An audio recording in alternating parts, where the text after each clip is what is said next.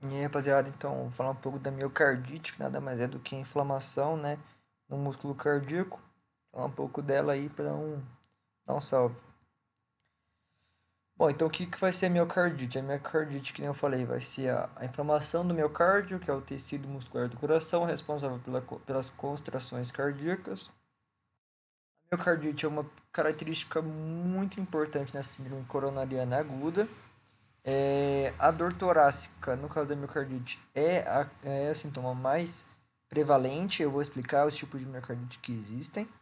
E o que acontece? A miocardite, ela normalmente sempre tem evolução, né, se não tratada, para a miocardiopatia dilatada, por causa da inflamação, né, que a gente tem no miocárdio em si. Então, a miocardiopatia dilatada é normalmente posterior à miocardite, à inflamação do miocárdio.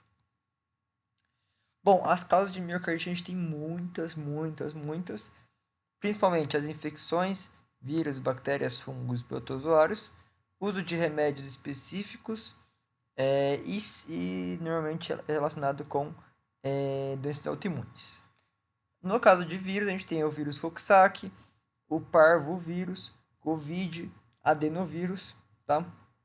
Bactérias tem a micobactéria, streptococo, clamídia, micoplasma. No fungo a gente tem a cândida e a aspergilose. A aspergilose é a doença do pombo, né? Infecções por protozoários, principalmente o Trypanosoma cruzi. Já fiz um vídeo de Trypanosoma cruzi que mencionei a questão do Trypanosoma cruzi entrar nos miócitos e na fase aguda ele fazia a destruição desses miócitos aí. Depois, posteriormente, fazer sua substituição por tecido fibroso. Aí a gente tem também a questão dos remédios, tanto o uso de toxinas como os quimioterápicos e cocaína, por exemplo, que é a droga, né? Como também o uso de remédios como a clozapina, cefalosporina e sulfonamida, né? A cefalosporina e a sulfonamida, já fiz vídeo de ambos, né? Que são antibióticos aí bastante usados. E a questão de doenças autoimunes, quando era a síndrome de Sturge-Strauss, LES, que é o lúpus eritematoso sistêmico, e a miocardite de células gigantes. Agora, falando um pouco da fisiopatologia da miocardite, ela é bem simples. E acontece o seguinte: a gente tem um agente etiológico, né? Pode ser o vírus, pode ser o adenovírus, parvovírus, enfim. Chega até a célula do miocárdio, devido à contração deles. E aí, com o vírus chegando nas células do miocárdio, a gente vai ter a célula prendedora de antígenos também chegando naquele local para fazer a produção de antígenos e recrutar os linfócitos. O que acontece? O agente infeccioso ele vai destruir os miócitos, tá? Normalmente ele entra, destrói os miócitos, muito parecido com a tripanossomíase americana, né? Com a Trypanosoma cruzi. E aí vai destruir esses miócitos e vai ter liberação das proteínas dessa célula para a parte extracelular. As células apresentadoras de antígenos vão fazer o recrutamento dos linfócitos B e dos linfócitos T, porém, infelizmente, os linfócitos T, e linfócitos B vão, infelizmente, além de atacar os antígenos, né, o agente biológico que está ali no local, vai atacar também os miócitos. E vai parecer muito uma doença autoimune, porque o próprio corpo vai estar atacando, né, essas células musculares do coração. É... E aí, devido a isso, devido a essa inflamação, né, nessa área, tanto dos miócitos quanto em relação ao agente etiológico, a gente vai ter, o que eu falei, uma evolução da miocardite para uma miocardiopatia dilatada. Por quê? Porque a gente vai ter dilatação desse músculo devido à questão do processo inflamatório e também a formação de edema, né, o exudado. E além disso, aí depois de tudo isso, ou a gente vai ter a resolução, né, dessa situação, ou a cronificação. Normalmente, ele se consegue essa resolução de forma espontânea. Eu vou falar um pouco da miocardite aguda, por exemplo, que ela se resolve sozinha, tá? E também pode haver cronificação se a gente não tem uma resolução, né, dessa infecção. Bom, a clínica da miocardite vai estar relacionada principalmente com a dor torácica. E, como eu falei, a dor torácica é um indicativo, né, de uma síndrome coronariana aguda. A dor torácica também ela está relacionada com os exames de eletrocardiograma em até 10 minutos, que eu vou falar na parte da diagnóstico. É, em pacientes com idades maiores, com uma miocardite mais crônica, né, enfim, esse paciente ele vai ter sintomas de insuficiência cardíaca, né? Vendo de insuficiência cardíaca aqui, tem insuficiência cardíaca direita, insuficiência cardíaca esquerda, uma com sintomas mais sistêmicos e outra com sintomas mais específicos. Em casos raros, né, a gente pode ter a morte do paciente, uma morte súbita, mas não é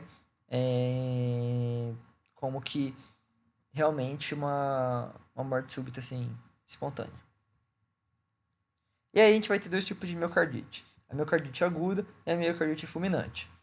A miocardite aguda, ela é a miocardite que eu estava se referindo a ser autolimitada, ou seja, ela começa, tem todo aquele processo fisiopatológico que eu já mencionei, a questão dos antígenos, dos linfócitos T e B atacar tanto os miócitos como o antígeno também, e a gente vai ter uma resolução dela, tá? Então ela é autolimitada, não precisa de um tratamento específico. E aí, o que acontece? Nessa miocardite aguda, a gente vai ter sintomas agudos, tá? Espinéia, dor torácica, astênia. E aí, a gente vai fazer esse tratamento de suporte, tá? E fazer também o diagnóstico com eletrocardiograma, ecocardiograma ou visualização da necrose miocárdica. Eu vou falar um pouco da parte do diagnóstico. E a miocardite fulminante ela é mais ou menos ao contrário, porque ela é normalmente relacionada com os idosos, vai ter uma sintomatologia mais relacionada com insuficiência cardíaca, né? Que nem eu falei, normalmente com os idosos a gente tem uma sintomatologia relacionada com insuficiência cardíaca, né?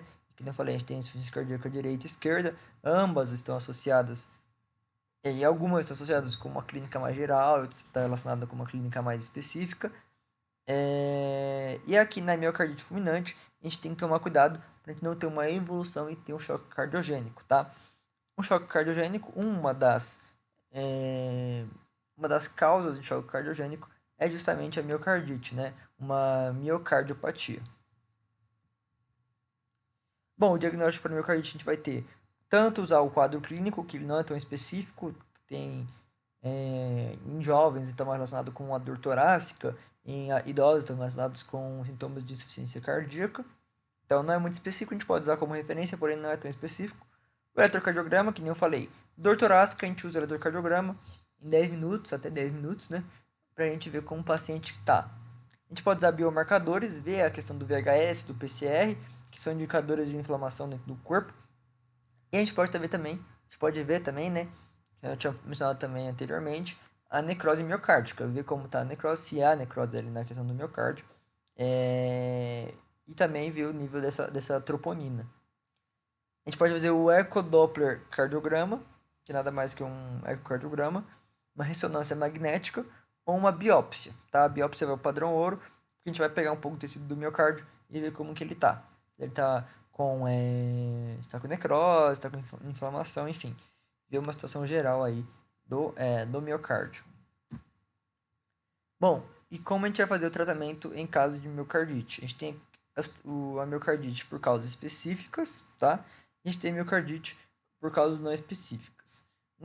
No tratamento de miocardite por causa específica, a gente vai ter casos de miocardite por doença autoimune, por infecções virais e por uma inflamação já cronificada. Então, quando a gente fala de uma miocardite por doenças autoimunes, que nem eu falei, a gente tem sarcoidose, a gente tem miocardite eosinofílica, miocardite de células gigantes, LES, tá? A gente tem um monte de paradeiros, né, de doenças autoimunes que podem causar miocardite. A gente vai usar normalmente imunossupressores, que é tratamento, né, da maioria aí das doenças autoimunes. Em caso de infecções virais, como a Coxsackie, Covid, parvovírus, adenovírus, a gente vai usar antivirais, né, e imunoglobulinas. Na inflamação já cronificada, a gente vai usar imunoglobulina e também plasmaferese. A plasmaferese é você pegar e filtrar o sangue do paciente, pegar o sangue do paciente, dar uma filtrada e colocar ele de volta no corpo, tirando essas toxinas aí. Bom, agora em tratamentos de casos não específicos, a gente vai ter um tratamento em casos não específicos com o paciente estável hemodinamicamente e sem ele estar estável, tá? Quando o paciente estiver estável hemodinamicamente e a gente não tiver uma causa específica, a gente vai fazer medidas gerais, né? Então a gente fala para o paciente não fazer esforço físico, ficar em repouso e tudo mais. A gente vai fazer o teste ergométrico no paciente, ver a situação dele cardiológica, né? E em caso de sintomas, a gente vai fazer o tratamento como muito parecido com a insuficiência cardíaca, tá? O uso de ECA, que são inibidores da enzima conversora de angiotensina, beta-bloqueadores, diuréticos, se for o caso, se for necessário, se a gente tiver acúmulo de líquido. A gente não é bom de preencher anti-inflamatórios nesse caso. E em casos não específicos, como o paciente é instável hemodinamicamente, a gente faz uso de drogas vasoativas e fazer o ECMO, né, que é a oxigenação por membrana extracorporal. E é isso, essa aí é a miocardite.